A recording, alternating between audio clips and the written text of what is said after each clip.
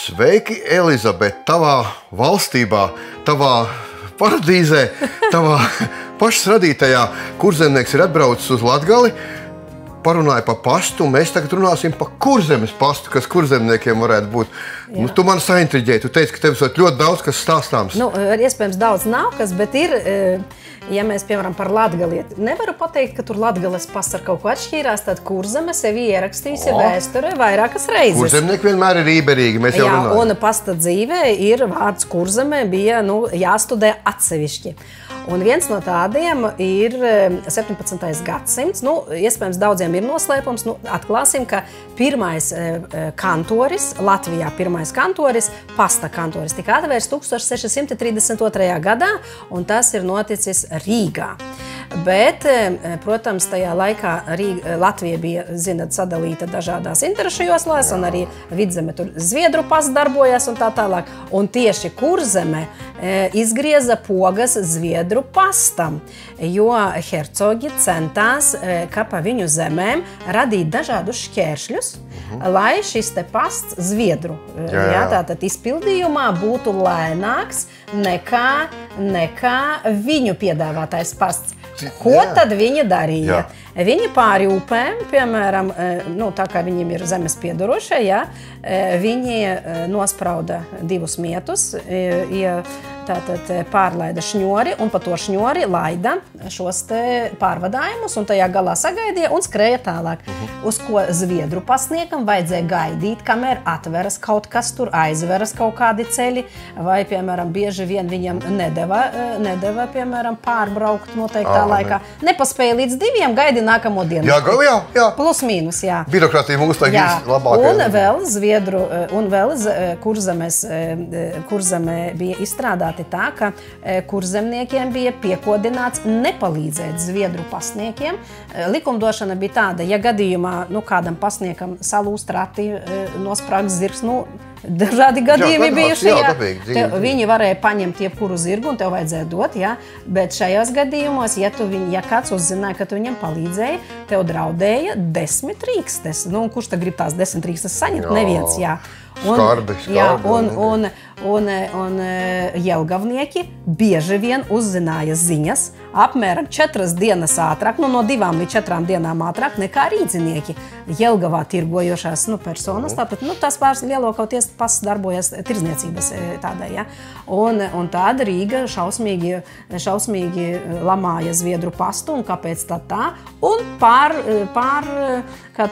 pārleca uz Kurzemes pasta pakalpojumiem, uz ko, protams, Zviedri bija šokā un gribēja uzlikt dažādus maksājumus, sodus, bet rīdzinieks pateica tā, ka, ja tu nodrošināsi ātrāk nekā Kurzeme, tad viss notiksies, un kurzemnieki šādā veidā arī pasta dzīvē ieraksta savu vārdu, jo Kurzemes pasts bija ātrāks nekā Zviedru pasts. Uzsvērsim to skatītājiem, kas nav dzirdējuši to tavu garoju stāstu par to, ka tas, ka informācija ir zelta vērta, arī tajā laikā bija, vai ne? Protams, jo paskatieties arī Rīgas tirgotāji, ja mūsdienās pateikt, 2 dienas, kas tas ir daudz?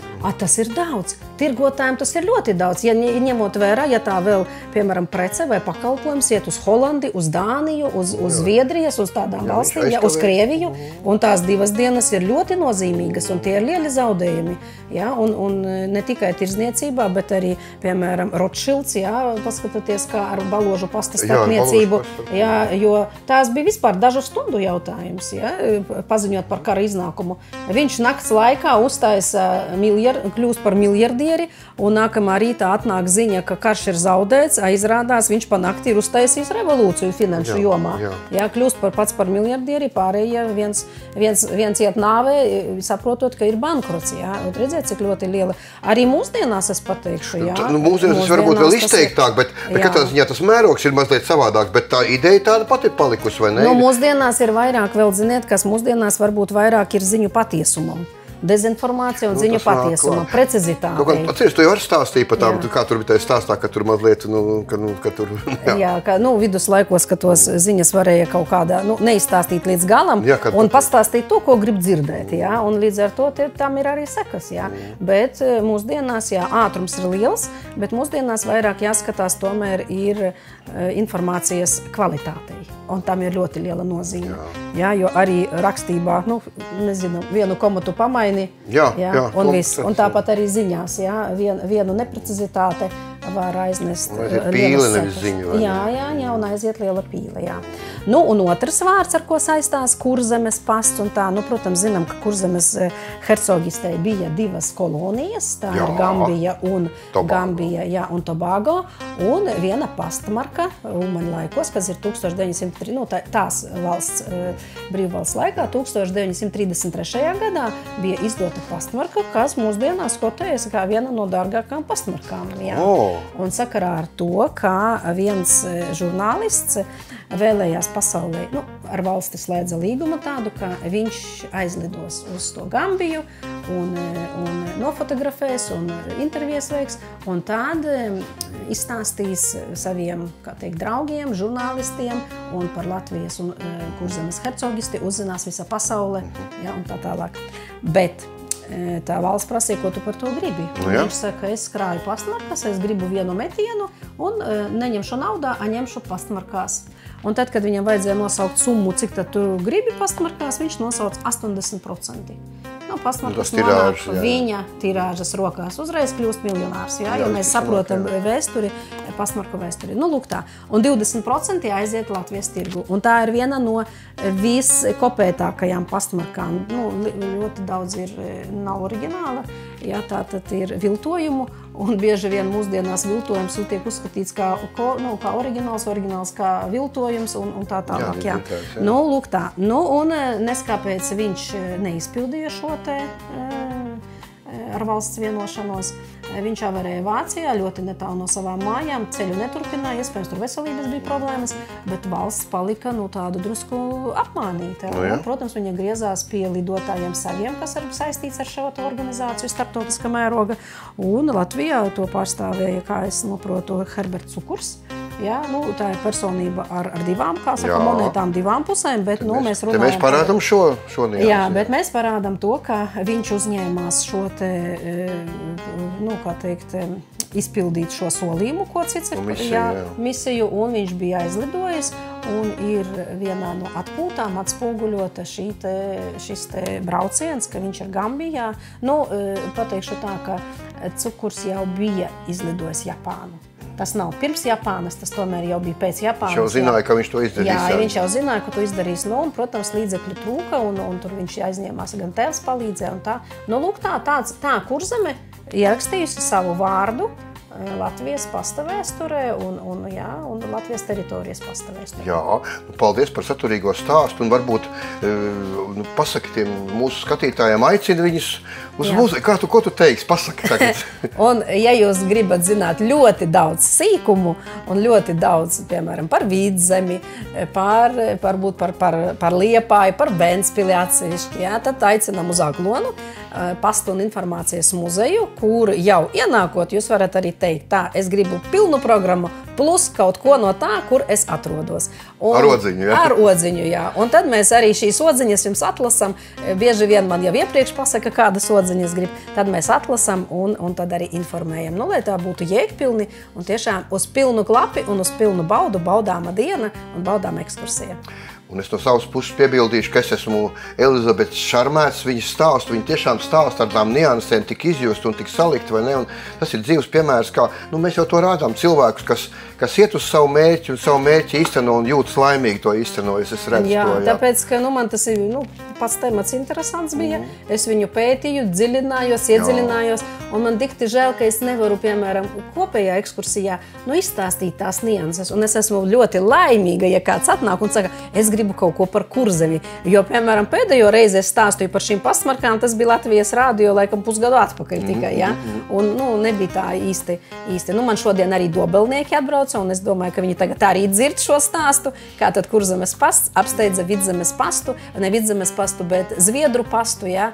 Ar savām dažādām viltībām un saviem izgudrojumiem un ierobežojumiem. Jā, paldies, Elizabete. Es noteikti atgriezīšos, es rekomendēšu saviem paziņām, jo šis bija ļoti tematisks un ļoti saturīgs un ar niansēm stāsts. Un, piemēram, kā jau teicu, par kaķu pastu es nezināju par bišu pastu, vai ne? Bet tas būs citā sižetā, vai ne? Un bieži man jautāja iedzīvotāji, un arī muzeja apmeklētāji, kā tad es to visu zinu un no kurienes man tā informācija. Ir izdotas dažādas grāmatas, jā, ļoti tāda saturīga grāmata, no kā veidojās muzejs. Jā, es gribu pateikties Birutei Eglītei, viņa ir uzrakstījis tādu pasta grāmatu, un tas ir tāds skelets muzeja izveidēja. Un tad jau es apaudzēju ar to pirmām kārtām, kas vēl ir saglabājies pasaulē, jā, un tirgu un tirzniecībā, un antikvariātos un tā tālāk. Un otrs ir, protams, Latvijas laikā izdotais pasta un telegrāfa ikmēneša žurnāls, kurā bija atspoguļot ne tikai Latvijas novitātes pasta dzīvē, bet arī pasaules interesantie stāsti, un no tiem arī bija tāda. Protams, visa informācija tiek pārbaudīta. Vienā informācijas avotā es izlasu, jo es biju žurnālists. Es meklēju papildus, lai viņu saliktu tādā kā sistēmā. Un tu to esi izdarījusi, un tev ir savas teikti. Man patīk par tām ugunsdzēsēju pogām tas stāsts. Tās ir īsta cara laika pastnieka pogas. Es atvainojos, pastnieka pogas. Saka ugunsdzēsējiem pie vienas pogas jāpat laimei.